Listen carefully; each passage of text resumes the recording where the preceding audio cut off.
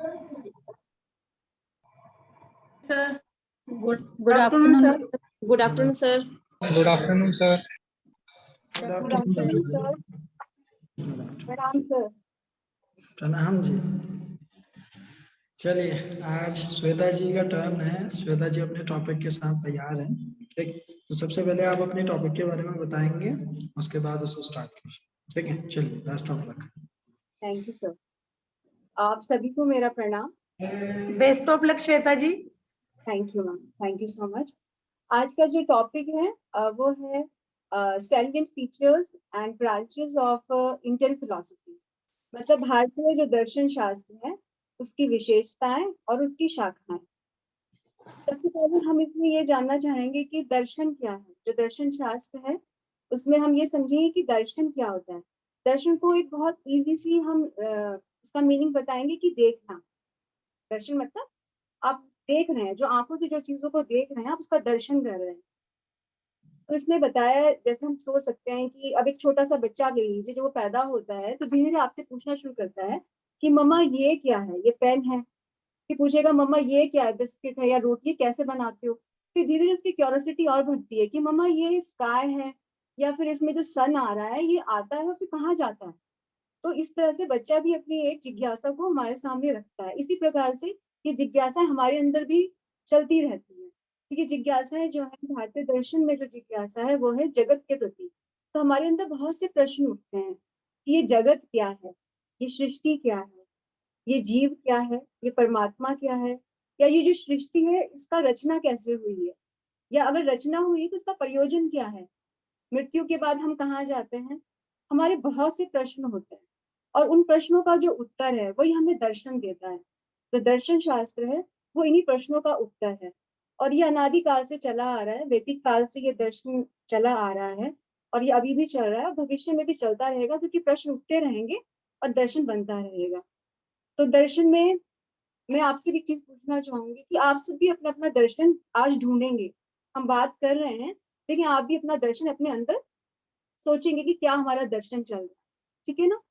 तो भारतीय दर्शन जो है वो एक ऐसी विद्या है जो तत्व ज्ञान के बारे में बात करती है।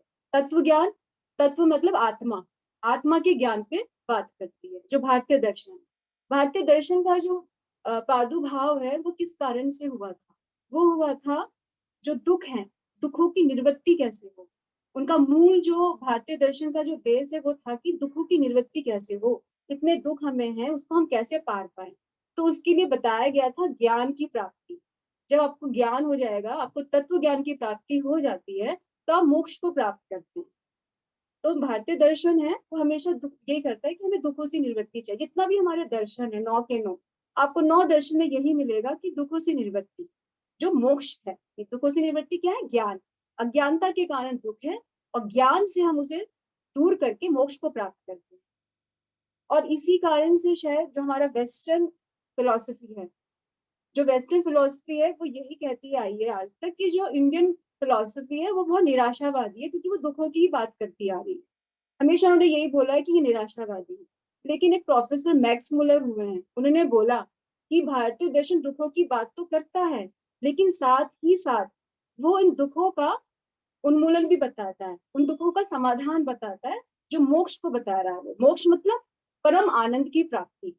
तब उन्होंने बोला कि ये कोई निराशावादी दर्शन नहीं है भारतीय दर्शन, ये एक आशावादी दर्शन है।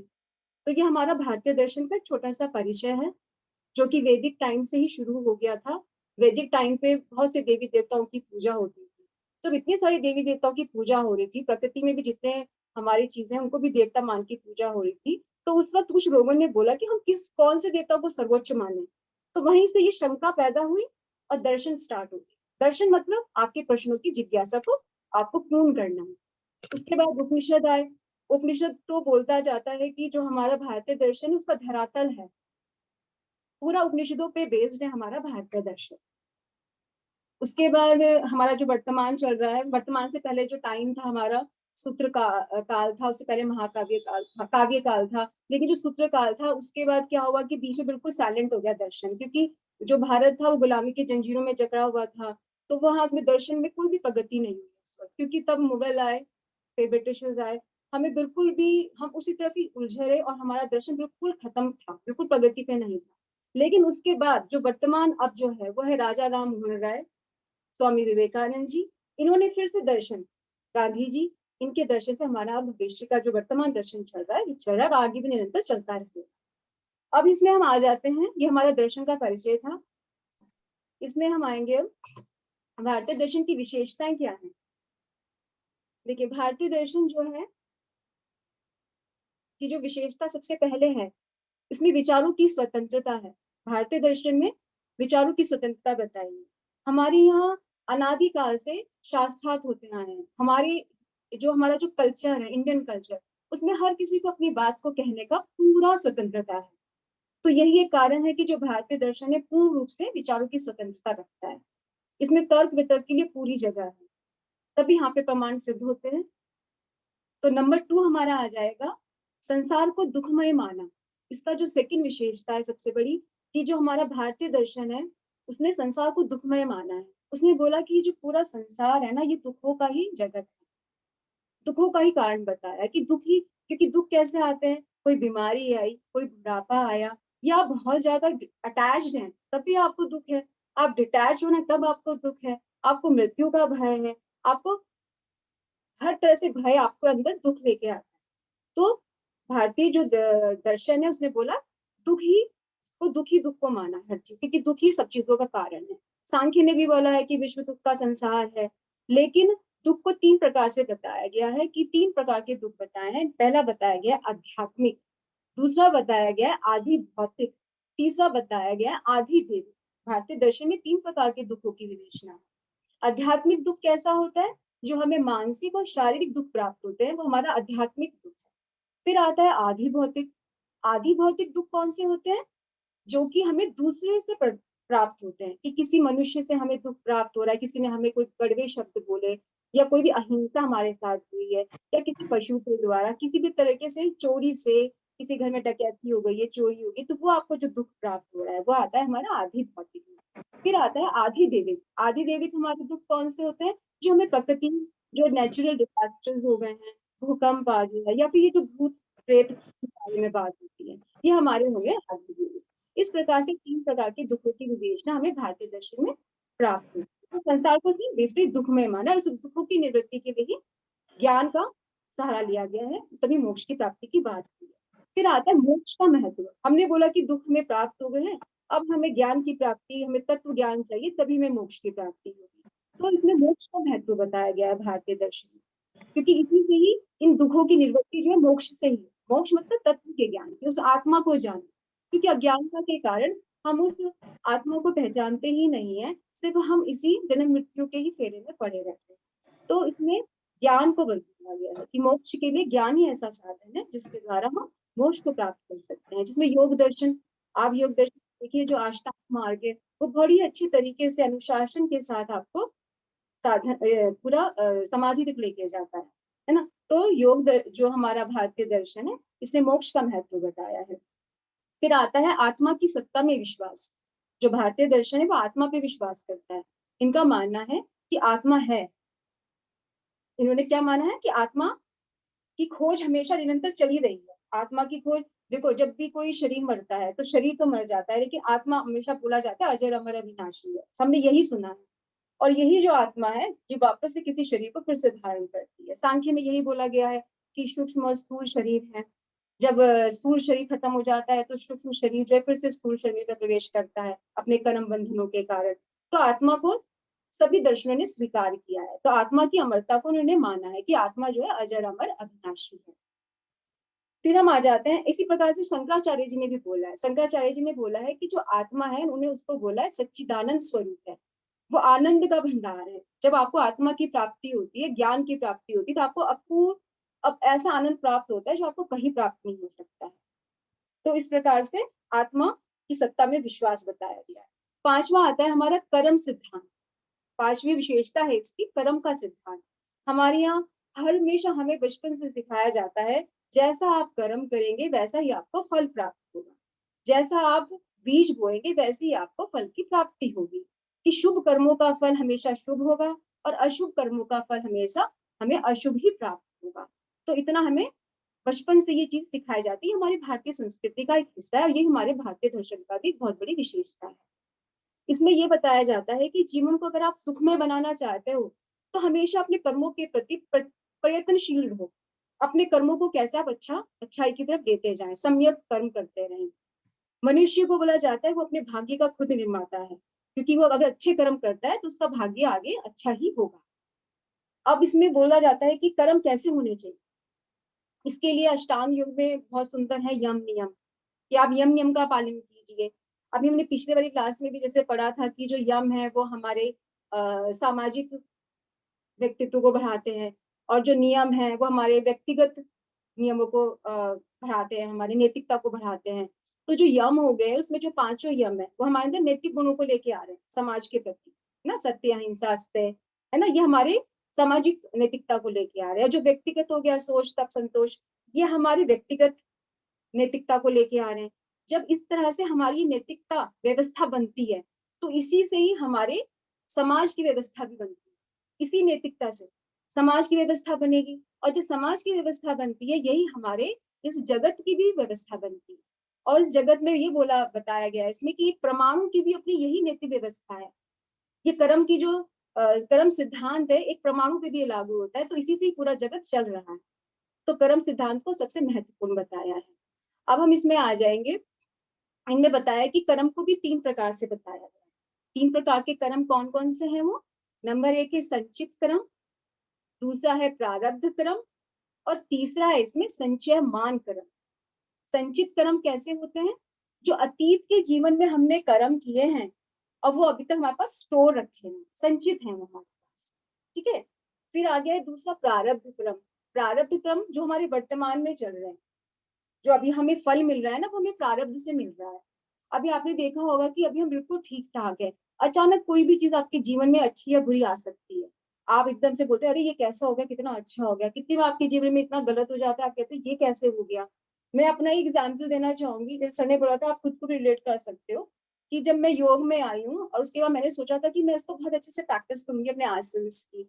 लेकिन मेरा फर्स्ट सेमेस्टर ही गया था और मेरी इंटेस्टाइन की इतनी बड़ी सर्जरी हुई कि मेरे को 16 दिन आईसीयू में रहना पड़ा। और उसके बाद आई थिंक 15 से 20 दिन मेरा स्टमक खुला रहा मेरे घर में, और घर में सबने मेरे इंटेस्टाइन को देखते थे और सब बड़े डरते थे क्या हो रहा। मैं खुद भी इतना पेन में थी उस वक्त। तो मैं ये कहती थी भगवान से कि मेरे साथ क्यों हो रहा है ये, मतलब मैंने तो कुछ भी ऐसा नहीं किया, मैं सबके साथ अच्छे से रहती हूँ, मेरा इतना मतलब बहुत चाहती हूँ कि अच्छे कर्म करें हम, अच्छे से यार इतना बड़ा कैसे इतना पेन मेरी लाइफ में आ गया है कहाँ से, कि मैं करने तो कुछ और आई थी और क्या हो गया। फिर उसके बाद जब आप इतना पूछते हो भगवान से कि मेरे साथ ये क्यों हो रहा है, इतना दर्द मुझे झेलना पड़ रहा है, कि बिल्कुल मृत्यु के निकट समझिए आप, मैं ऐसी थी। उसके बाद वहां से निकल के आना, और लेकिन उस वक्त आप यकीन नहीं करोगे मेरे जीवन में ना, मतलब वो मेरा फर्स्ट या सेकंड सेम स्टार्ट हुआ तो हमारा योग दर्शन स्टार्ट हुआ था महर्षि पतंजलि का। तो मैं जब उसको पढ़ती थी कभी, मतलब ये सब चल रहा था, उसके बाद थोड़ा सा भी चाहता है कि अब मुझे शांति भी चाहिए यार, ठीक है मरना जीना तो भगवान के हाथ में है, कुछ तो मैं जहाँ कोई पॉजिटिविटी मिले तो मैं बुक्स पढ़ती थी। तो जब मैं महर्षि पतंजलि का अष्टांग योग पढ़ रही थी तो मुझे इतना सबल, इतना मेरे को पॉजिटिविटी मिलती थी ना कि नहीं सब कुछ अच्छा है, ठीक हो जाऊंगी, फिर ये भी करना है ये भी करना है। तो मतलब मेरी लाइफ में इतना बड़ा ये आया, लेकिन मैं इसके, अब आप मुझे देख रहे होंगे कि मैं बहुत ठीक हूँ। ठीक है कि मैं आसन ज्यादा अच्छे से नहीं कर पाती हूँ, लेकिन फिर भी मैं इसमें बोलती हूँ प्रारब्ध कर्म आपके कभी भी आ सकते हैं, कभी भी। आपको पता है, मैं ये सोचती कि मैं इतना योगा करती हूँ 4:30 बजे उठ के, मैं 2.5-3 घंटे योगा करती हूँ, मुझे कभी शारीरिक परेशानी नहीं आई। मैंने ये अपने मन में बना रखा था मुझे शारीरिक परेशानी कभी नहीं आई, लेकिन मेरे सामने इस तरीके से आई।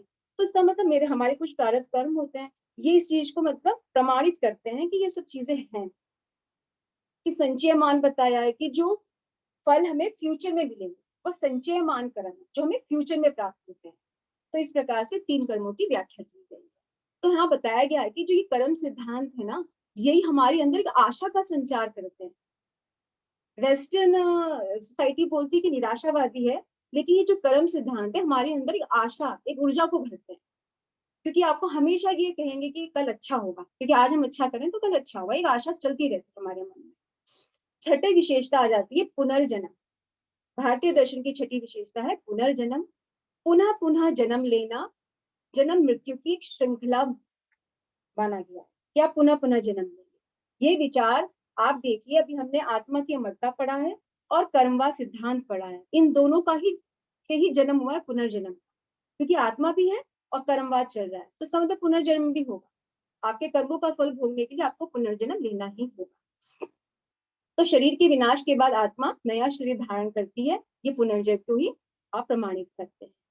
तो इसमें इसके बाद नेक्स्ट आ जाता है हमारे पास 7वां जो विशेषता है वो है व्यवहारिक पक्ष पर बल दिया।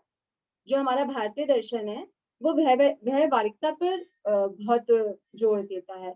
आज तक तो हमें लगता था कि ये हमारी मानसिक परेशानियों को ही दूर कर रहा है, क्योंकि हम ये बोल रहे थे हमें दुखों से छुटकारा चाहिए, लेकिन ये हमारा जो जीवन की जो दैनिक दिनचर्या है उसमें भी हमारी समस्याओं को सुलझाता है, उसमें भी इतना यूजफुल है ये। आप योग दर्शन में देख लीजिए, है ना, आप उसमें मतलब आप कितने अच्छे तरीके से आप चीजों को यम यम के अनुसार से, उसके बाद आसन से आप अपनी कितनी बीमारियों को भी दूर कर लेते हैं।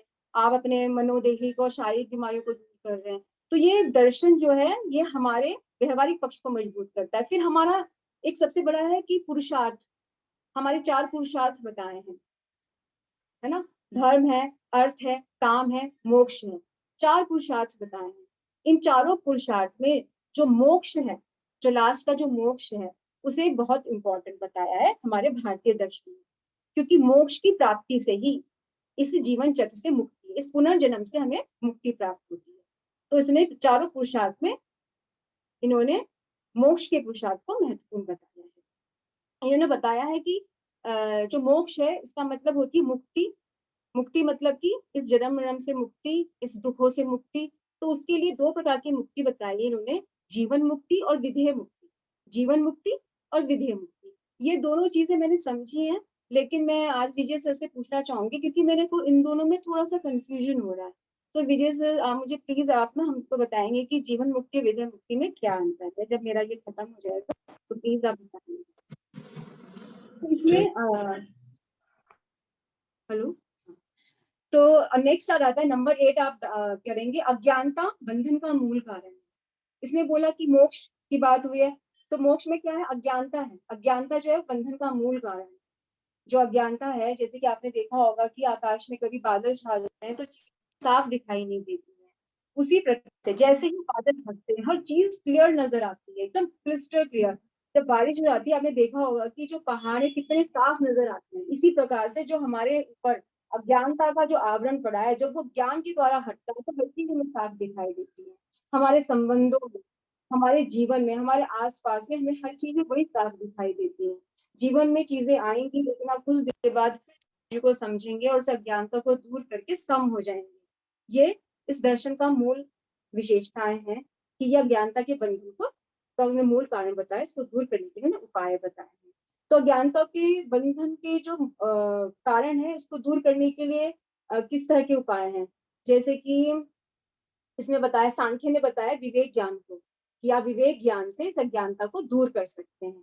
ऐसे ही जो न्याय और वैशेषिक हैं वो बताते हैं तत्व ज्ञान को। बेसिकली हमारा जो भारतीय दर्शन है वो तत्व ज्ञान को ही बताता है अज्ञानता को दूर करने के लिए। जैसे ही आपको आत्मा का आत्म साक्षात्कार होता है आप इस अज्ञानता से दूर हो जाते हैं, और ये हमारी मोक्ष की दुखों से दूर और मोक्ष की प्राप्ति है।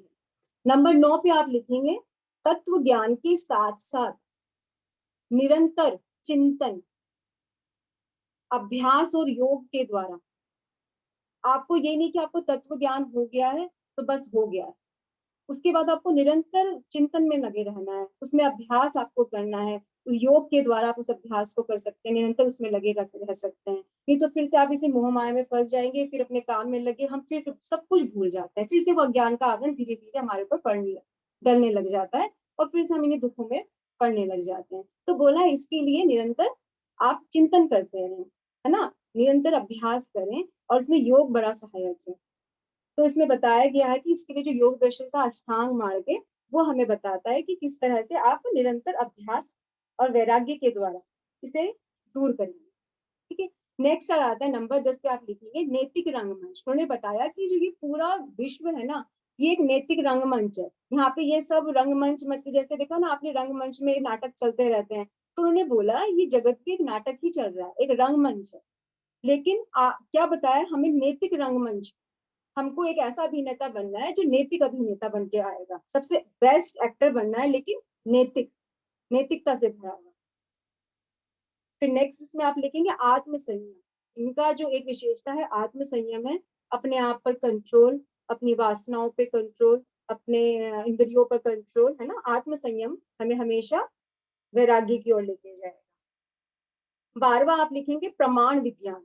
जो भारतीय दर्शन है इसने प्रमाण विज्ञान को माना है। इसमें प्रत्यक्ष, अनुमान, उपमान और शब्द, इन सब की व्याख्या मिलती है। बहुत अच्छी तरीके से जो तत्व ज्ञान है ना उसको प्रमाणित किया गया है प्रमाण के आधार पर। ऐसे नहीं किया है कि आपके अंदर फिर भी डाउट्स रह जाए। इसमें प्रमाण जो है चारों चीजों को अच्छी तरीके से व्याख्या की गई है, तो ये प्रमाण विज्ञान पर आधारित है। एक इसकी विशेषता है कि जगत की सत्यता को उन्होंने स्वीकार किया है, कि जगत की जो सत्यता है उसको स्वीकार की जगत है। ये सब दर्शन ने माना है, सब दर्शन मानते हैं कि जगत है ना, सृष्टि है। लेकिन एक वेदांत जो है, आदि गुरु शंकराचार्य जी जो है वो ये बोलते हैं कि दो तरह से उन्होंने बताया है जगत को, एक तो व्यवहारिक और एक है परमार्थिक। वो कहते हैं जब आप ज्ञान में है तो आप व्यवहारिक जगत में है, तब तो आपको ये जगत दिखाई देता है। लेकिन जब आप ज्ञान आपको प्राप्त हो जाता है तब आप परमार्थिक जगत में आ जाते हैं, तब आपके लिए सब माया है। इसका थोड़ा सा बस डिफरेंस ये था कि जो आदि गुरु शंकराचार्य हैं वो दो तरीके से बताते हैं, अदरवाइज सबने जगत की सत्यता पे विश्वास किया है। तो इस प्रकार से ये इसकी विशेषताएं हो गई है, 13 विशेषताएं हैं। तो भारतीय दर्शन जो है पूरी रूप से बोला जाता है कि वेद उपनिषदों इन पे ही अंधविश्वास करता है, नहीं, ये तर्क और वितर्क पे चलता है हमेशा, तभी इसकी सत्यता है। अब ये इसकी विशेषताएं कंप्लीट हो गई हैं। अब इसमें हम आए जो भारतीय दर्शन में उसकी शाखाएं। भारतीय दर्शन जो है 9 प्रकार के दर्शन है। 9 प्रकार के दर्शन में 3 प्रकार के नास्तिक दर्शन है और 6 प्रकार के आस्तिक दर्शन है। तो जो 3 प्रकार के नास्तिक दर्शन है उनमें सबसे पहले आता है चार्वाक दर्शन। जो चार्वाक दर्शन है वो वेदों को नहीं मानता है, चार्वाक नहीं मानता है, बौद्ध दर्शन भी नहीं मानता, ना जैन दर्शन मानता है। जो नास्तिक दर्शन है बेसिकली हमको बोलें कि वो भगवान को ना मानने वाले को हम बोलते हैं नास्तिक है, भगवान को मानने वाले को हम बोलते हैं आस्तिक है। लेकिन हमारे भारतीय दर्शन में जो वेदों के विरोधी हैं वो तो है नास्तिक, और जो वेदों को मानने वाले हैं वो है आस्तिक। इस तरह से इनका डिवाइड हुआ है। तो चार्वाक, हम चार्वाक दर्शन को समझेंगे कि जो चार्वाक है वो ये बोलता है कि शरीर और आत्मा, वो बोलता है कि शरीर जब मरी तो आत्मा भी मर गई। उसने ना आत्मा को माना ना उसने ईश्वर को माना। उसने बोला कि जो भी है वो वर्तमान में है, ना तो भविष्य किसी ने देखा है कि मरने के बाद क्या होता है, ना किसी ने अतीत का कुछ जाना है। तो बोलता है जो भी है यही है, खाओ पियो मौज करो। जो चार्वाक दर्शन है हमेशा उसने बोला खाओ पियो मौज करो। जैसे आजकल का जो हम देखते हैं जो नई जनरेशन वो भी ऐसी नजर आती है, चार्वाक ही है वो भी, कि खाओ पियो मजे करो, किसने भगवान को देखा किसने क्या करा। आजकल के कितनी जो नई पीढ़ी है उसका यही मानना होता है। अब हम दूसरा ले लेंगे बौद्ध दर्शन।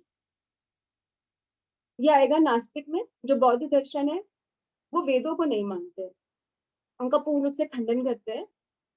और जो बौद्ध दर्शन है इनके जो प्रवर्तक हैं वो है गौतम बुद्ध, महात्मा गौतम बुद्ध जी।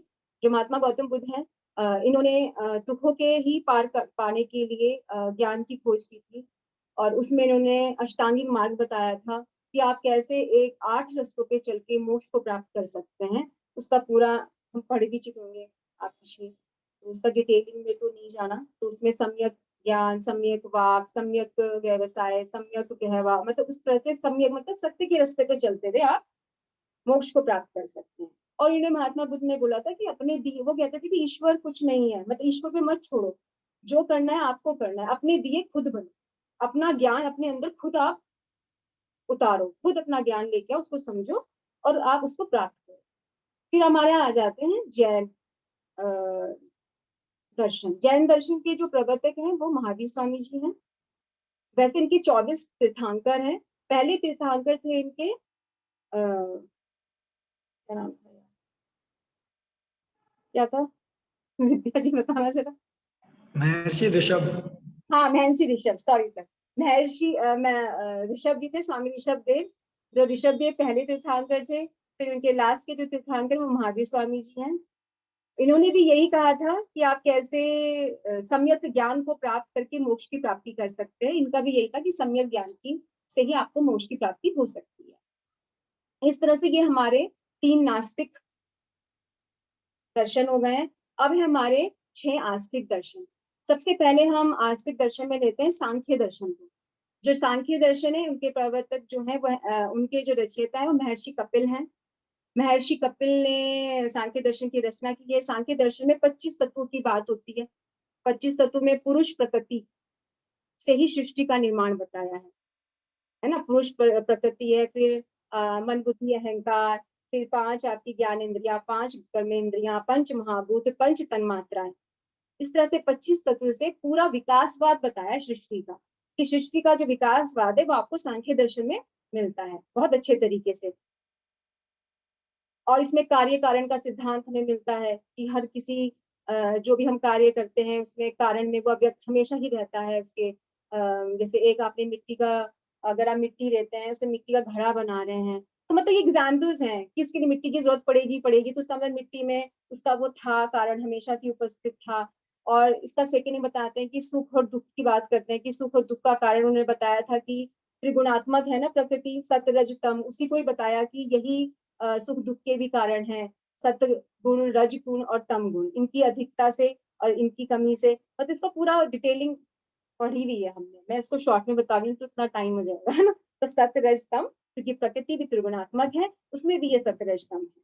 उसके बाद आता है विकासवाद की पूरी श्रृंखला मैंने बताई है कि विश्व जो है किस तरह से सृष्टि का निर्माण हुआ है 25 तत्वों से। तो ये हमारा सांख्य दर्शन हो गया है। फिर दूसरा हमारा आता है योग दर्शन, जो कि महर्षि पतंजलि के द्वारा रचित है। अभी कल नीतू जी ने पूरा इसका बता ही दिया था। ये भी सांख्य को पूर्ण रूप से स्वीकारता है, पूर्ण रूप से ऐसे प्रमाणवाद को भी स्वीकार किया, सांख्य के हर चीज को उन्होंने स्वीकार कर लिया। बस इसमें उन्होंने एक ईश्वर को और ऐड कर दिया है, तो ये 26 तत्व हो गए। ईश्वर को जोड़ के इसमें 26 तत्व बन जाती है। और योग दर्शन में यही बोला गया है कि जो चित्त की वृत्तियां हैं वही अज्ञानता का कारण है ना। उसने बताया योग चित्त वृत्ति निरोधा, कि आप योग के द्वारा इन चित्त की वृत्ति का निरोध कर सकते हैं, है ना। और अभ्यास और वैराग्य के द्वारा आप इनसे पार पा सकते हैं, उस ज्ञान को प्राप्त कर सकते हैं। बार बार आपको उस अभ्यास में जाना है, इस वैराग्य को करना है। तभी साधना के द्वारा एक पूरी स्टेप बाय स्टेप साधना से हम मोक्ष को प्राप्त कर सकते हैं योग दर्शन के द्वारा। योग दर्शन तो ये देखिए कि जो वर्तमान समय चल रहा है इसमें ये इतना अनमोल ग्रंथ है कि हमारे छोटे, अब हमारे ना बच्चों की स्कूल में भी चल रहा है। मैंने अपने बच्चे के स्कूल में देखा है, उसके यहाँ योग दर्शन आ रखा है, तो वो बच्चे उनको पढ़ रहे हैं। तो इतना सुंदर है कि बच्चे यम यम को सीख रहे हैं, ये सब चीजें पूरा डिटेलिंग में पढ़ रहे हैं। तो आजकल के टाइम में तो ये इतना सुंदर ग्रंथ दिया है महर्षि पतंजलि ने कि ये बहुत ही ज्यादा यूजफुल है। यहाँ तक यूजफुल हो गया है कि अब तो जो आधुनिक चिकित्सक है ना वो भी इसको मानने लगे हैं कि हाँ भाई इससे मतलब चीजें ठीक होती है। ये मतलब अपने आप में एक सक्षम वो है, चिकित्सा है अपने आप में। तो योग दर्शन अपने आप में एक अमूल्य, एक अनमोल ग्रंथ है हमारे लिए, है ना। तो योग दर्शन क्या है। फिर हमारा आ जाता है उसके बाद क्या कहते हैं, न्याय दर्शन। न्याय दर्शन जो है महर्षि गौतम का दिया गया है। न्याय से ही आपको पता चलेगा कि इसमें तर्क से प्रमाणित करना चीजों को। न्याय मतलब ना न्याय के साथ, उसमें कोई भी कमी नहीं है, पूर्ण रूप से न्याय के साथ इसमें बात की गई है हर चीज। इसमें प्रमाण है, प्रमाणों की बात है, ज्ञान की बात है, तर्क शास्त्र है, इसमें प्रमाण शास्त्र है, इसको पूर्ण रूप से व्याख्या की गई है हमारे न्याय शास्त्र में। तो न्याय शास्त्र जो है इसको इसमें प्रमाण जो है ना पूरा अनुमान उपमान की पूरी बहुत अच्छी तरह से व्याख्या है न्याय शास्त्र में ना। और तत्व ज्ञान की भी इसी तरह से पूरी व्याख्या की गई है। तो बहुत अच्छे तरीके से न्याय शास्त्र को दिखाया गया है न्याय दर्शन में। अब हमारा नेक्स्ट आता है वैशेषिक दर्शन। जो वैशेषिक दर्शन है वो भी सेम ही न्याय की तरह ही है। इसमें भी तर्क शास्त्र, ज्ञान शास्त्र, प्रमाण शास्त्र पर जोर दिया गया है, लेकिन साथ ही साथ इसका वैज्ञानिक दर्शन भी है, ज्ञानवाद का। इसने परमाणुवाद को माना है। ये बोलता है जो हमारा वैशेषिक है कि वैसे हम पंच तत्व की बात करते हैं कि 4 तत्वों को मानता है। ये कहता है कि अग्नि जल वायु और पृथ्वी, इनके साथ इनके जो परमाणु हैं उनसे सृष्टि की रचना है। और इन्होंने एक ना दिक और काल की बात करी है। मैंने आज ये मतलब मैं थैंक यू कहना चाहूंगा सर का कि मैंने इतने दिनों बाद से पढ़ा, इतना सुंदर है ना। ये जो वैशेषिक मैंने पढ़ा है ये बहुत ही सुंदर है। इसमें आप देखोगे कि इसमें ना दिग और काल बताया है, स्पेस की। अगर स्पेस नहीं होती, अगर ये दिख ना होता, तो जो वस्तु है ना इस संसार में एक दूसरे के अंदर टकराती रहती है। मतलब पूरा विज्ञान है। जिन लोगों का ना बैकग्राउंड थोड़ा विज्ञान का रहा है ना, उनको बहुत मजा आएगा उसको पढ़ने में ना, क्योंकि पूरा ही इसमें एटॉमिक थ्योरी ऑफ क्रिएशन है कि कैसे सृष्टि का निर्माण उस परमाणु से कैसे बन रहा है। बहुत सुंदर सा है।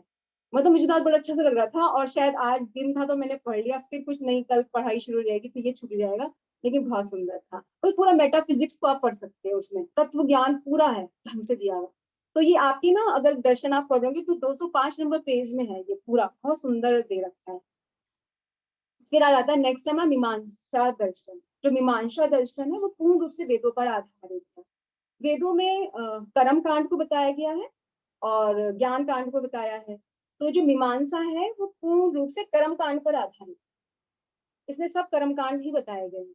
जैसे कि बीच में जब ऐसा समय आया तो हमारे यहाँ यज्ञ और हवन को बोल दिया गया कि फालतू की चीजें हैं, इसमें कोई नहीं, कुछ नहीं प्राप्त होता, ऐसा ही है। लेकिन इन्होंने ये सिद्ध किया प्रमाणों के साथ कि हवन और यज्ञ से आप किस तरीके से उनको प्रमाणित करके बताया है कि आप उनसे भी सिद्धियां कैसे प्राप्त करते हो, कैसे आप उनसे अपने कर्मों को सही करते हो।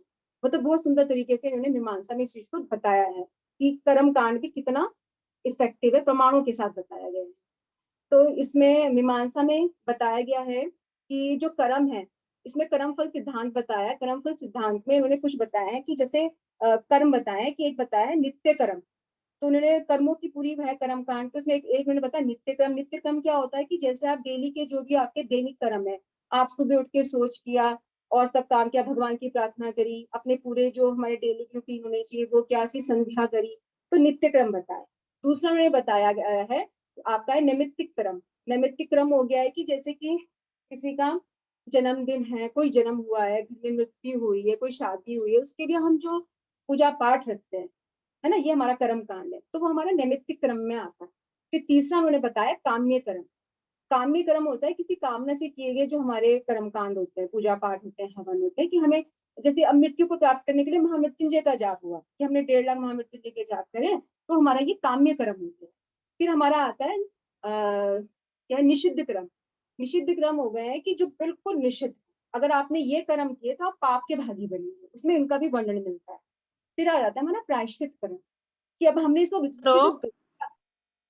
हेलो, कि हमसे जो गलतियां हो गई हैं, अब उनके लिए भी कुछ कर्म बताए गए कि कैसे आप उन पापों से मुक्ति पा सकते हैं, है ना, जो प्रायश्चित करने हैं हमसे, जो गलती में हमसे गलत हो गया है, तो उनके भी उन्होंने कर्म कांड में पूरा विवेचन दिया है। तो ये हमारा हो गया मीमांसा दर्शन। अब हम आ जाते हैं शंकर का अद्वैत वेदांत दर्शन। जो हमारा वेदांत दर्शन है, तो इसको शंकर के अद्वैत से भी जोड़ बोला जाता है इसको। तो इसमें क्या है कि जो हमारा क्या कहते हैं, ब्रह्म सूत्र पे लिखा गया है। जो ब्रह्म सूत्र है उसको वादरायण जी ने लिखा है, उस पर ही आदि गुरु शंकराचार्य ने अपना ये भाष्य लिखे हैं, अपना वेदांत लिखा है। तो इस वेदांत को ये बताया जाता है कि ये इतना प्रभावशाली है। जो शंकर आदि गुरु शंकराचार्य जी का जो वेदांत है वो इतना प्रभावशाली है कि जो वेस्टर्न सोसाइटी है उसमें हमारे इंडियन फिलोसफी को ऐसे नहीं जाना जाता है जैसे हम बोल रहे हैं कि भारतीय दर्शन में बता रही हूँ। इसको भारतीय दर्शन ऐसे जाना जाता है कि शंकर का वेदांत, आदि गुरु शंकराचार्य का वेदांत दर्शन, वो है भारतीय दर्शन वेस्टर्न लोगों के लिए। ये इतना प्रभावशाली, मतलब ये इसलिए प्रभावशाली बोला जाता है कि जो उन्होंने अद्वैतवाद दिया है, इन्होंने बोला कि जो ब्रह्म है वो एक ही है, जो परमात्मा है वो एक है। इन्होंने वो रखा ही नहीं कि आत्मा परमात्मा से मिलन करती है, इन्होंने बोला वो एक ही है। और उसके लिए जो भी इन्होंने उन विषयों को पढ़ा तो उन्होंने बहुत आलोचनाएं भी करी अपनी उसमें, और उसके बाद आलोचना के साथ साथ सृजना भी करी है। ये सृजनी तो था जो उन्होंने अद्वैतवाद को निकाला। तो इसलिए वो इतना अपने आप में प्रमाणित है कि वेस्टर्न लोग भी इससे प्रभावित है, जो कि आज तक वो इस चीज को समझते नहीं थे। लेकिन जो शंकर का वेदांतवाद है, अद्वैतवाद है, उससे वो इतने प्रभावित हैं कि वो उसको मानते हैं। कितने ऐसे हैं फिलोसफर जो इस थ्योरी को मानते हैं। इसमें क्या बोला जो आदिगुरु शंकराचार्य जी हैं, ये सिर्फ 32 वर्ष की उम्र में ही इनका देहांत हो गया था, और 8 साल की उम्र में इन्होंने सब वेदों को पढ़ लिया था, जितने भी वेद थे। और उसके बाद इन्होंने उपनिषदों पर भाष्य लिखे, इन्होंने भगवत गीता पे भी लिखे, बहुत सी टीकाएं लिखी, बहुत इनका लिटरेचर है, बहुत सुंदर लिटरेचर ने लिखा हुआ है। तो उनका यही मानना था कि जो संसार है इसमें जो भ्रम है, जो परमात्मा है वही सत्य है, और जो ये जगत है ना ये मिथ्या है। और इन्होंने बोला कि जो हमारे अंदर जो ये आत्मा है ना यही है परमात्मा, ये एक ही है। इन्होंने बोला ये एक ही है, लेकिन अज्ञानता के कारण हम इसे अलग अलग मानते हैं, और जैसे ही हमारा ये अज्ञानता दूर होती है तब हमें पता चलता है कि परमात्मा तो मेरे अंदर ही बैठा था। इन्होंने बोला तब मुझे पता चलता है कि ये परमात्मा मेरे ही अंदर बैठा था। तब इन्होंने बोला अहम ब्रह्मास्मि। इन्होंने ये सूत्र दिया कि मैं ही ब्रह्म हूँ। यहीं से अद्वैतवाद की स्थापना हुई है कि अहम ब्रह्मास्मि। तो इन्होंने यही बोला, इनका यही मानना था कि लोग जो होते हैं ना कर्म पूजा में लगे रहते हैं, जैसे हमने आप पीछे भी पढ़ा है अभी मीमांसा में, तो ये बोलते हैं कि कर्म पूजा की जगह ज्ञान को माना जाए। इन्होंने बोला है कि कर्म पूजा की जगह ज्ञान अति आवश्यक है, क्योंकि ये ज्ञान ही है जो अज्ञान के आवरण को दूर करके आपको मोक्ष की ओर लेके जाता है, सिर्फ एक ज्ञान ही है। तो इसलिए इन्होंने बोला कि जो मनुष्य है उसके अंदर अपार शक्तियों का भंडार है, अपार ऊर्जा है, लेकिन इस अज्ञानता के कारण मुझे समझ ही नहीं पाता है। और जैसे ही उसे तत्व ज्ञान प्राप्त होता है ना, तो उसके अंदर इतनी अपार ऊर्जा होती है कि वो सब इस सृष्टि में उसे परमात्मा ही दिखाई देता है सिर्फ, और उसे कुछ नहीं दिखाई देता। वो किसी की सेवा भी कर रहा है तो इसी भाव से करता है कि इसमें भी वही परमात्मा है। वो किसी से कुछ भी, कोई भी आपका लेन देन है, कोई भी बातचीत, वो यही समझता है कि इसमें भी वही परमात्मा है, उसी भाव से उसे वो देखता है। और जब उसी भाव से देखते हो तो आप सत्कर्मों की तरफ जा रहे होते, मतलब आप सत्य की तरफ जा रहे हो, आप उस परमात्मा, मतलब वो परमात्मा आप ही के अंदर है। जब इस भाव से आते हो तब आपके अंदर अहम ब्रह्मास्मि खुद ही उत्पन्न हो जाता है कि हाँ मैं ही वो परमात्मा हूँ। इतनी उसमें शक्ति है, उसने बोला इतनी शक्ति इस मानव के अंदर है, लेकिन उसको समझ नहीं पाता है। उसने यही अद्वैतवाद का सिद्धांत दिया है। इन्होंने ये भी बताया कि हर किसी में, हाँ वही कि हर किसी प्राणी में उसने कहा कि परमात्मा को ही देखो। उन्होंने बोला कि हर जगह हर कण कण में परमात्मा है, इस विश्व के हर एक प्रकृति के हर कण में उस परमात्मा का वास है। तभी उन्होंने बोला कि दो तरह के जगत की उन्होंने बात करी है, जो हमने भी बोला था, व्यवहारिक और परमार्थिक, है ना। जब आपको ज्ञान हो जाता है तब तो आपको परमार्थिक ज्ञान मिल गया, अब आपको जगत में जो माया जो दिख रही है वो आपको दिखती नहीं है। उन्होंने बोला कि कुछ है ही नहीं है, ये विश्व है ही नहीं है। जब आपको ज्ञान हो जाता है, आदि गुरु शंकराचार्य का कहना है, तभी आपको माया नजर आती है। तो ये आदि गुरु शंकराचार्य का अद्वैतवाद है जो कि सबको इम्प्रेस कर रहा है। जो हर कोई, जो सबके अंदर ये क्वेश्चन होते हैं कि मैं कौन हूँ, मैं कौन हूँ। तो जब एंड में आप वेदांत को पढ़ते हो तब आपको लगता है कि शायद यही एक राइट आंसर है, अद्वैतवाद। क्योंकि जब हम अपने अंदर इन गुणों को लेके आते हैं तब आपको पूर्ण संतुष्टि अपने आप ही होने लग जाती है ना। जब आप अपने अंदर सत्य मार्ग पे चलते हो तो आपको ये संतुष्टि अपने आप ही आने लगती है, धीरे धीरे चीजें अपने आप ही नॉर्मलाइज होने लग जाती हैं, दुख दूर होने लग जाते हैं। शायद इसी ही मोक्ष का एक रास्ता होता होगा। अभी तो हमारे बहुत टाइम है, क्योंकि अभी तो हम पढ़ रहे हैं तो बातें कर रहे हैं, उसके बाद फिर वही शुरू हो जाता है जिंदगी की रेल। लेकिन इसमें जो उन्होंने बताया है, मैं स्वामी इन्होंने शंकराचार्य जी ने, आदि गुरु शंकराचार्य ने, उन्होंने बोला कि जो ये मुक्ति बताई है, उन्होंने मुक्ति को यही बताया है कि जीवन मुक्ति और विधेय मुक्ति। किसी को सर मुझे पूछना है कि इसमें ये डिफरेंस क्या है। इन्होंने बोला कि जो जीवन मुक्ति वो आनंद है, और जो विधेय मुक्ति है वो परम आनंद है। ये मैंने पढ़ा तो है, लेकिन मुझे इतना उसमें थोड़ा सा कंफ्यूजन रहा है, मैं इतना अच्छे से समझ नहीं पाया। आज का मेरा ये खत्म हुआ। मेरे से जो गलती की क्षमा कीजिएगा, मैंने कोशिश तो करी थी कि मैं अच्छे से बता सकूं, कोई गलती बहुत तो बढ़िया है, ठीक है, थैंक यू। बहुत अच्छे से आपने एक्सप्लेन किया है। अच्छी है ये प्रेजेंटेशन, ठीक, और काफी लंबी भी है, आपने काफी उसके लिए मेहनत भी करी है, ठीक। अगर किसी के सवाल के अलावा कोई और सवाल हो कि जीवन मुक्ति क्या है और विधेय मुक्ति क्या है, तो आप पूछ सकते हैं भाई, ठीक, श्वेता जी से।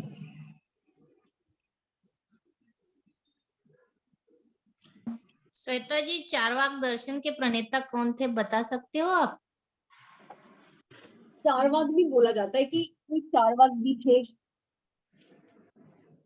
मतलब मैंने पूरा उसका पढ़ा, मैंने सोचा कि मैं निकालूं, बट मुझे ऐसा कुछ मिला नहीं। तो उसमें चारवाक नाम आ रहा था कि चारवाक थे, उनके नाम पे ये चारवाक पड़ा था।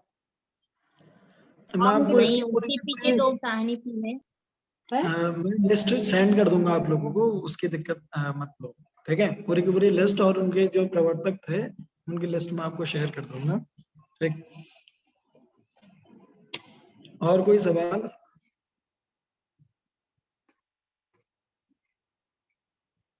ठीक, होप सारी चीजें क्लियर हैं, श्वेता जी ने अच्छे से उसे एक्सप्लेन कर दिया है।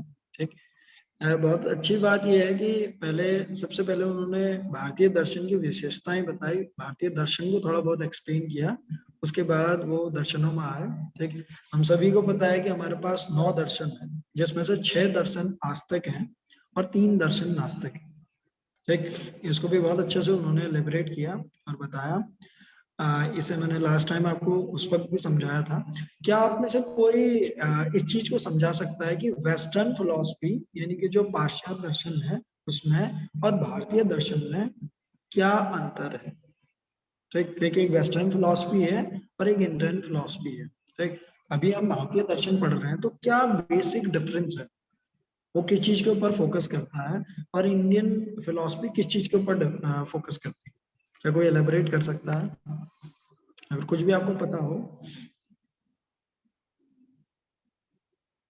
सर जो वेस्टर्न मुझे पता, फिलोसॉफी तो उत्सुकता स्टार्ट हो गई थी, और भारतीय दर्शन तो दुखों का अंत करने के लिए, मोक्ष के लिए उसका जो हो गया था, क्या बोलते तो अध्यात्मवादी। इसी वजह से हैं? हाँ, अध्यात्मवादी। भारतीय दर्शन को क्या माना जाता है? शुरुआत में क्या कहा कि ये क्या है, निराशावादी दर्शन।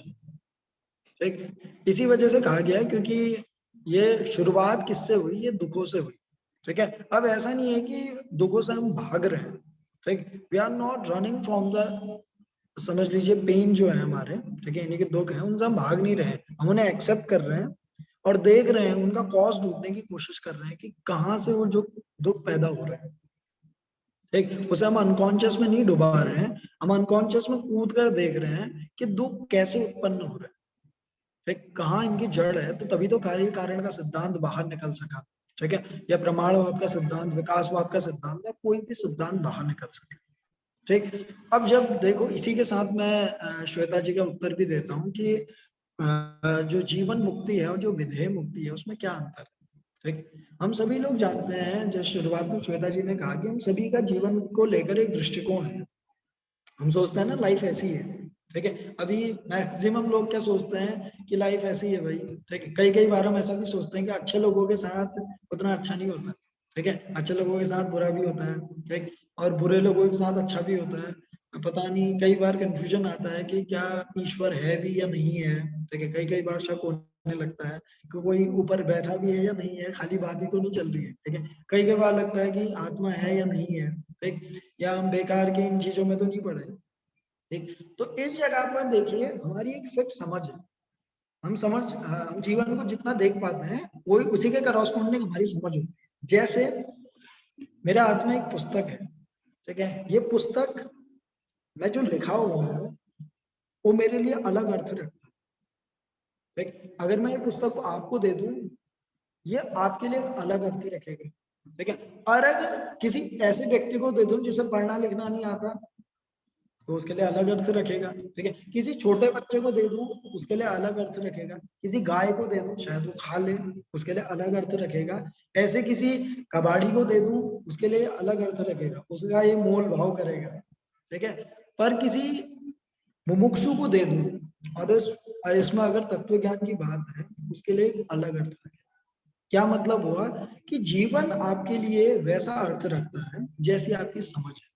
जितनी आपकी समझ है और जितनी आपकी समझ होती है उतना ही आपका दर्शन है। आप जीवन को वैसे ही देखते हैं।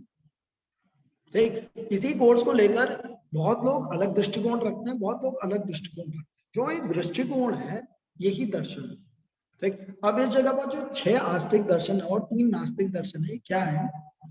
6 जो लोग हैं उन लोगों ने क्या कहा कि एक शक्ति है, परम शक्ति है ऊपर, और वो क्या कर रही है, सारी चीजों को कंट्रोल कर रही है। ठीक, यानी कि कोई ऊपर प्रिंसिपल है, यानी कि कोई ना कोई ऊपर, समझ लीजिए सारी चीजों को कंट्रोल करने के लिए एक सत्ता है जो कार्य कारण के लिए रिस्पॉन्सिबल है। ठीक, तो उन्होंने वेदों को ऊपर रखा। या ज्ञान को भी कहा तो ज्ञान को ऊपर रखा। महर्षि पतंजलि जी की कल कहानी पढ़ी थी ना, उन्होंने कर्टेन क्यों लगाया, ठीक है, यानी कि पर्दे को क्यों लगाया उस जगह पर, क्योंकि वो यही जान रहे थे कि अगर मैं ज्ञान दूंगा तो मेरे थ्रू नहीं आएगा, कोई और मुझ में बसेगा, कोई मेरे थ्रू क्या देगा, ज्ञान को बाहर देगा। ठीक, तो उन्होंने शेषनाग जी का अवतार माना जाता है उन्हें, तो शेषनाग जी की शक्तियां, उनकी विभूतियां उनके भीतर आई और उन्होंने उससे ज्ञान।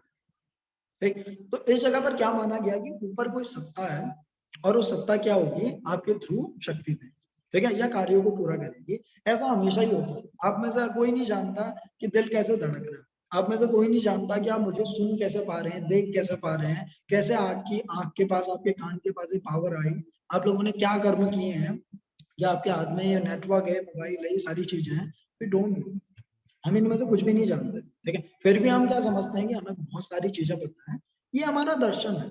जैसे जैसे हमारी समझ बढ़ती है, एक अंत में क्या होगा, आप जीवन को पूरा समझ लेंगे, ठीक है, या मैं कहूँ दूसरे शब्दों में, आप मन को पूरा समझ लेंगे, भले वो चेतन हो, अवचेतन हो या अर्धचेतन, आप पूरे के पूरे चित्त को समझ लेंगे, ठीक है। चित्त को समझते ही भीतर की सारी वृत्तियां, सारी की रुकावटें, सारी परेशानियां खत्म हो जाती हैं, ठीक। जैसे ही ऐसा होता है, इसे कहा जाता है जीवन मुक्ति, ठीक। मुक्ति मतलब अब इस जगह पर कुछ भी जानने योग्य नहीं, ठीक, जितना भी जानना था वो अपने अंदर ही जानना था ना, अपने सारे कंफ्यूजन को उन्होंने क्या कर दिया, सॉल्व कर दिया, ठीक। तो आत्मा को जानना, जैसे चित्त को जाना जाता है, तो चित्त क्या बनता है, उसके बाद एक मिरर बनता है, दर्पण बनता है, उस दर्पण में आत्मा खुद को देख पाती है, ठीक। और उसी वक्त क्या होता है, दृष्टा खुद को जानता है, चित्त में देखता है मिरर के रूप में और कहता है कि अच्छा ये मैं हूँ, ठीक। उस वक्त व्यक्ति को आत्मा का पता लगता है, जब वो सारे के सारे समझ लीजिए वासनाओं से दूर हो जाता है। अभी हमारा चित्त वासनाओं की तरफ भाग रहा है,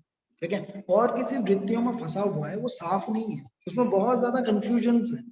अब इस कंफ्यूजन वाली स्टेट में वो साफ मिरर की तरह काम कैसे कर पाए, वो नहीं कर पाएगा। कोई भी पिक्चर उसके थ्रू जाती है तो क्या करता है, उसे वो कैप्चर कर लेता है। आप अभी आंख बंद करो, जो भी विचार आता है उसे पकड़ लेते हो। किसी की गाली याद आती है तो आप उसे रिप्लाई में गाली देने लगते, किसी की तारीफ याद आती है तो आप मुस्कुराने लगते, क्या है, उस चित्त पर जो भी चीज आई आपने उसे पकड़ लिया। अभी वो उतना साफ नहीं है, अभी उतना सरल नहीं है। अगर सरल नहीं है तो दर्पण की तरह कार्य नहीं करता।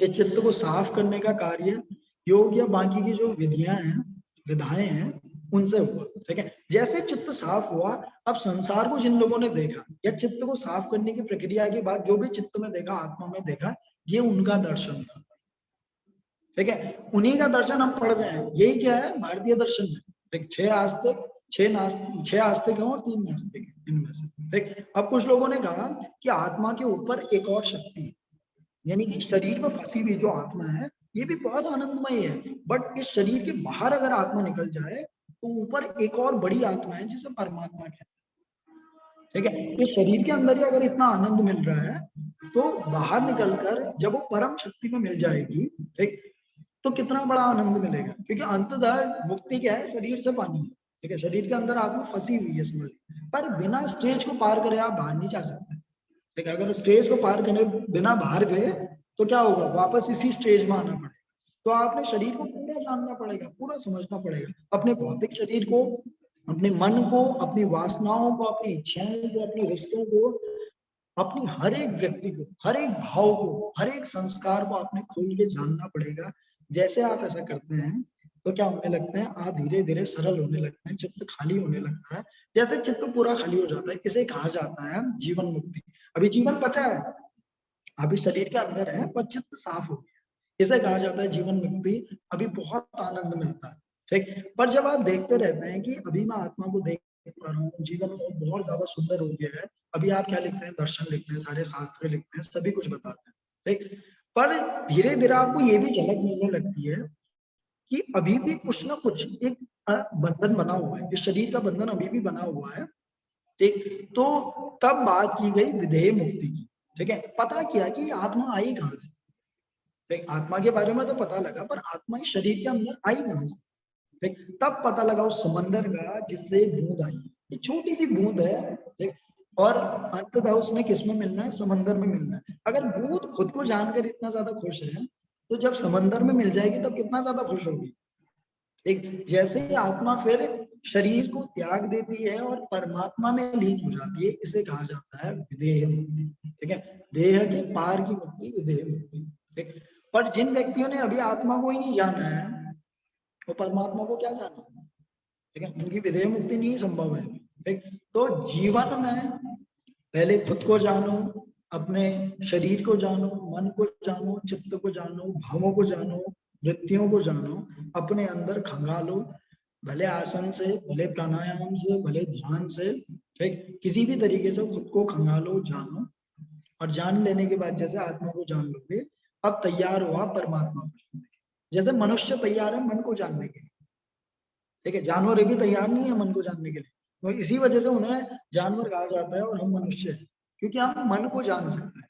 ठीक है, मन से ऊपर उठ सकते हैं और उसके बाद हम चित्त को समझ सकते हैं। ठीक है, तो जो बुद्धि से ऊपर उठ जाता है, इसी वजह से उसे क्या कहा जाता है, बुद्ध कहा जाता है। ठीक, जो मौन को साध लेता है, जो अंततः सारी फाइट से दूर हो जाता है, उसे मुनि कहा जाता है। ठीक, ये जो शब्द है ये क्या है, आपको दर्शा रहे हैं कि ये व्यक्ति आत्मा में स्थित हो गया। इसी को महर्षि पतंजलि क्या कहते हैं, दृष्टा कहते हैं। दृष्टा क्या करता है, देखता है, और देखना क्या है, दर्शन। ठीक, यही पूरा टॉपिक था आज का। तदा दृष्टो स्वरूप अवस्थानम, जब दृष्टा अपने स्वरूप में स्थित हो जाएगा तो दृष्टा क्या करेगा, देखेगा। ठीक है, और क्या देखेगा, जो देखेगा उसी को हम दर्शन कहेंगे। ठीक, यही आज हमने पढ़ा।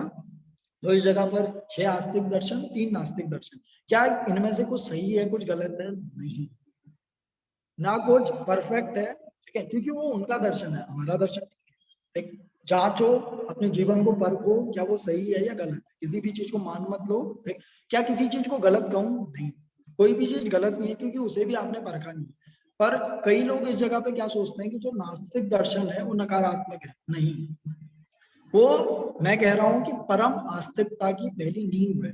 अगर ध्यान से अगर आप चारवाक दर्शन को भी समझेंगे तो आप देखेंगे कि इतना ब्यूटीफुल वो दर्शन है।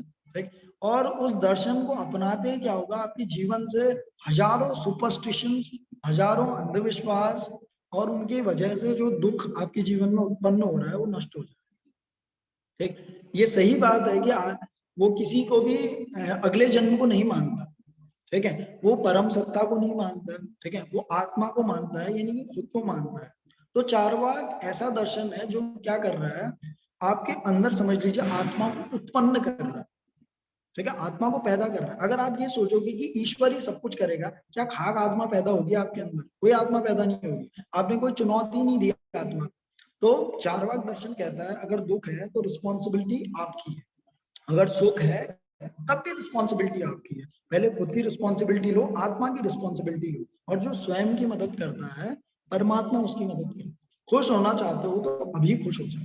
ठीक, अगर आग में हाथ डालोगे तो अभी जलेगा, किसी की हेल्प करोगे तो अभी अच्छा लगेगा, पुण्य करो सुख में रहो, पाप करो दुख में रहो। तो एग्जैक्ट वो प्रमाण के ऊपर काम कर रहा है। ठीक, इतना साफ वो दर्शन है, इसी वजह से उसे चारवाक कहा जाता है। चारवाक मतलब चारु, मतलब कि अच्छे बोल, या अच्छे बोल यानी कि मधुर बोल कहा जाता है। चारु मतलब कि बहुत मनमोहक बोल है। तो ऐसे बोल बोलने वाले दर्शन को चारवाक दर्शन कहा।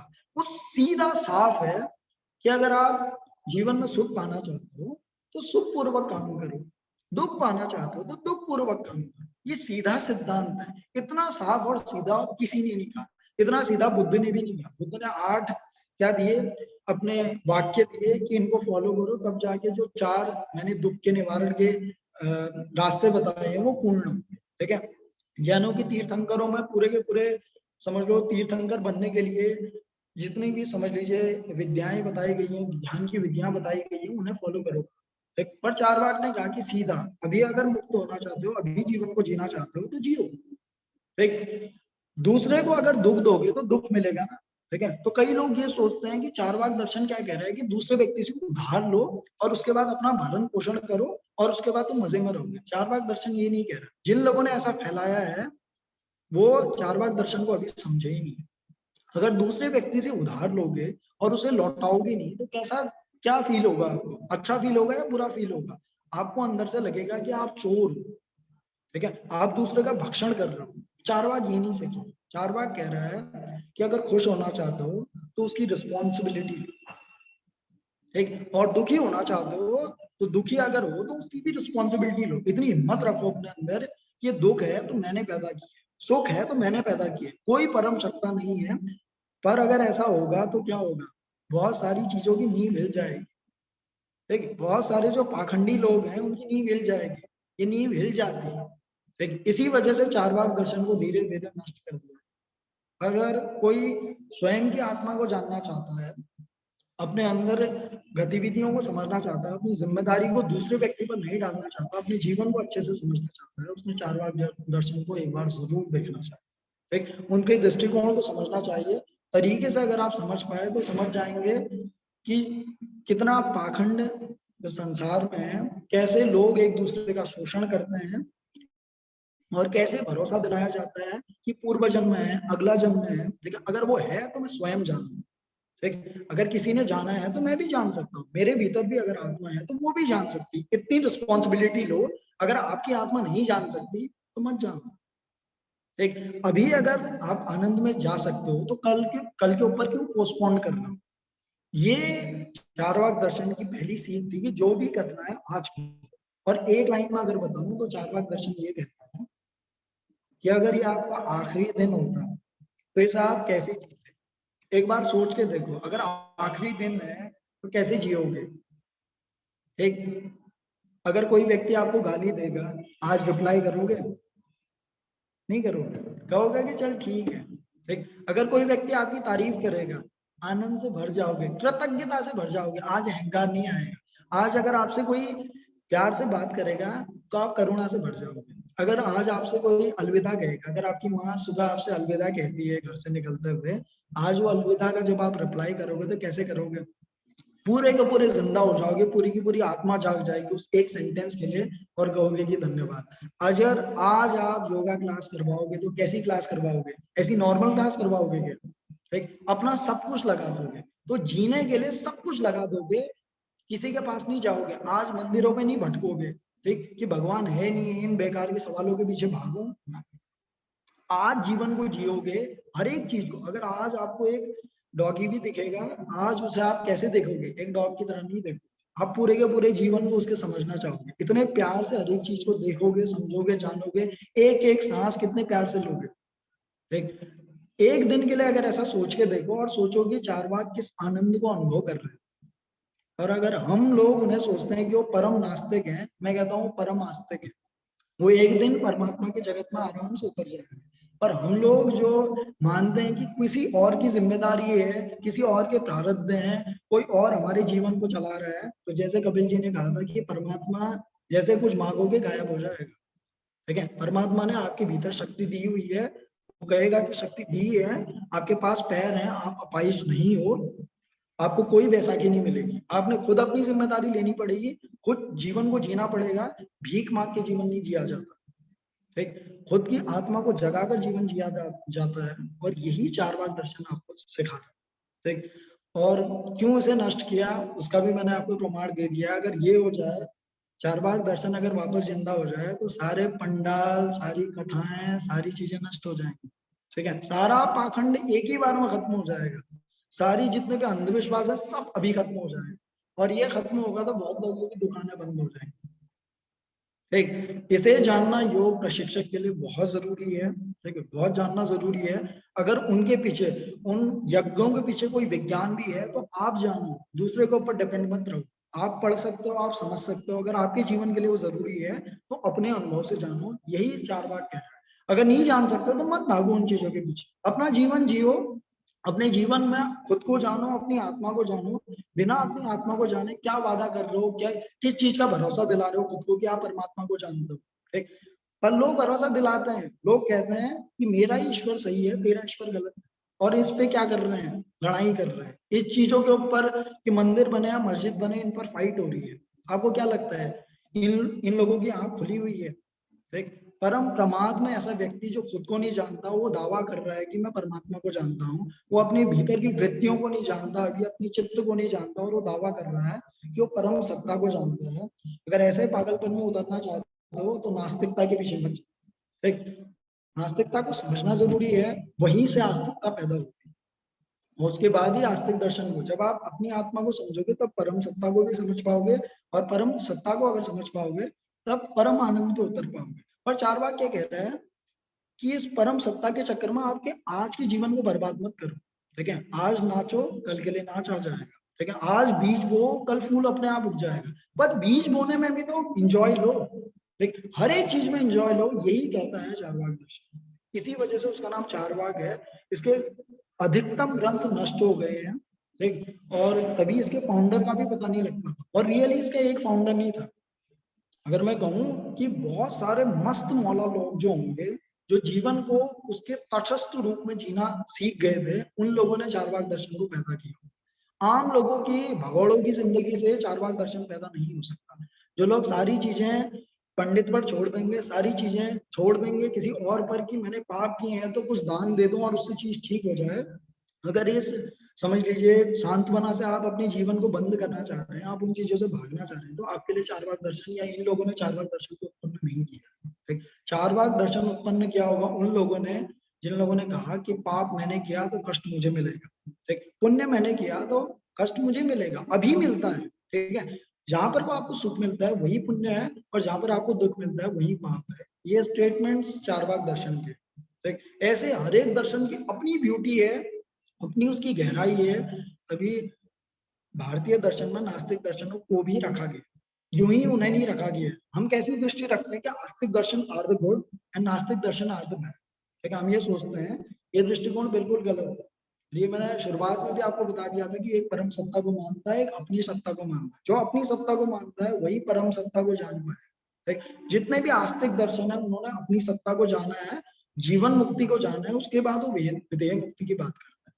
पर जिन लोगों ने अपनी जीवन मुक्ति को नहीं जाना और दावा करते हैं विधेय मुक्ति का, वो अपने लिए भी पाखंड को पैदा करते हैं, संसार के लिए भी पाखंड को पैदा करते हैं। आप उनके भागीदार ना बने। ठीक, दोनों दर्शनों को अपने दृष्टिकोण से, अपने दर्शन से समझने की कोशिश करें। ना समझ में आए, जीवन को देखो।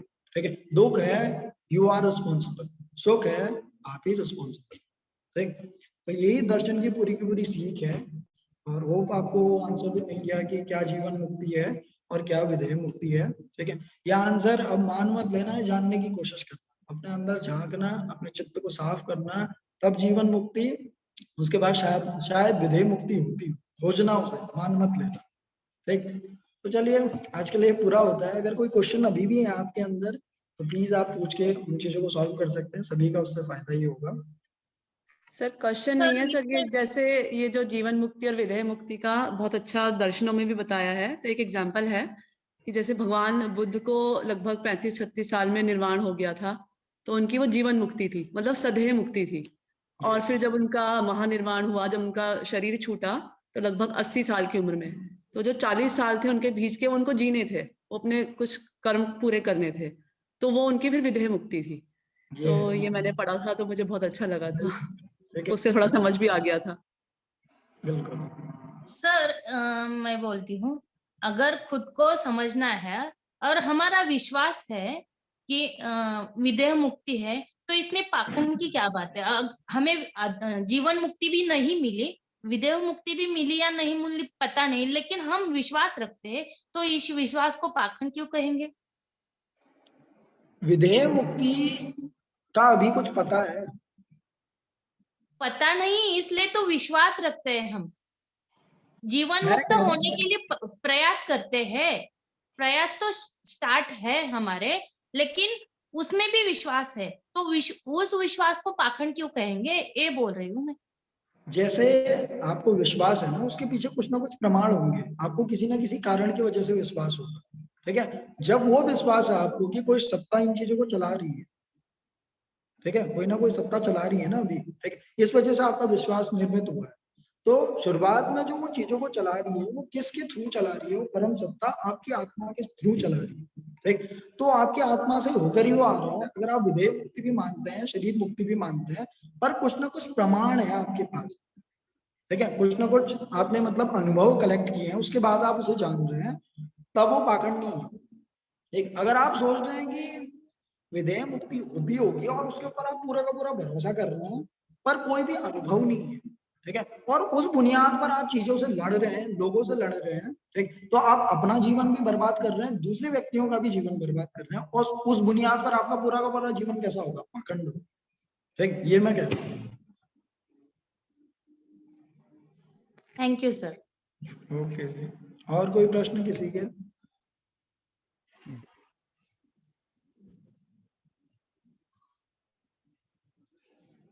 चलिए ठीक है, आज के लिए ये चीज पूरी होती है।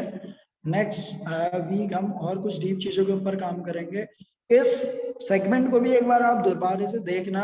अपने आज मैं आपको आपकी वाईसीडी लेवल 3 की वर्कशॉप जो पीडीएफ वो शेयर करने जा रहा हूँ। ठीक, आप उसमें भी चीजें देखना, और जो आपने पढ़ाई की है उसमें भी चीजें देखना, अपने किताबों में भी चीजें देखना, और अपने अंदर भी चीजें देखना। ठीक है, उसके बाद अगर किसी पॉइंट पर कोई कंफ्यूजन लगता है तो उन चीजों को आप नेक्स्ट वीक मंडे में भी पूछ सकते हैं। ठीक, मैं नेक्स्ट वीक के लिए टीचर्स के नाम अभी डाल दूंगा, ठीक है, फ्राइडे तक। ठीक है, और आपके टॉपिक्स भी आपको बता दूंगा। तो चलिए, आज के लिए चीजें पूरी होती हैं। होप आपने कुछ नया जरूर सीखा हो। ठीक, आपका कोई रिवीजन भी हो गया। मुझे और श्वेता जी को फिर से धन्यवाद कि इतने थैंक यू प्यार sir. Thank you sir. Thank you, sir. Shweta ji, Thank thank you. Thank you, Shweta. Thank you, sir. Thank you, Shweta ma'am. Thank you, Shweta. Thank you, sir. Thank you sir. Thank you Shweta ma'am. Thank you, sir. Thank you, ma'am. Thank you, sir. Thank you, sir. Thank you, Both of you, everyone. thank you. Thank you. Thank you Shweta ji. Thank you, Arpa ji. Thank you.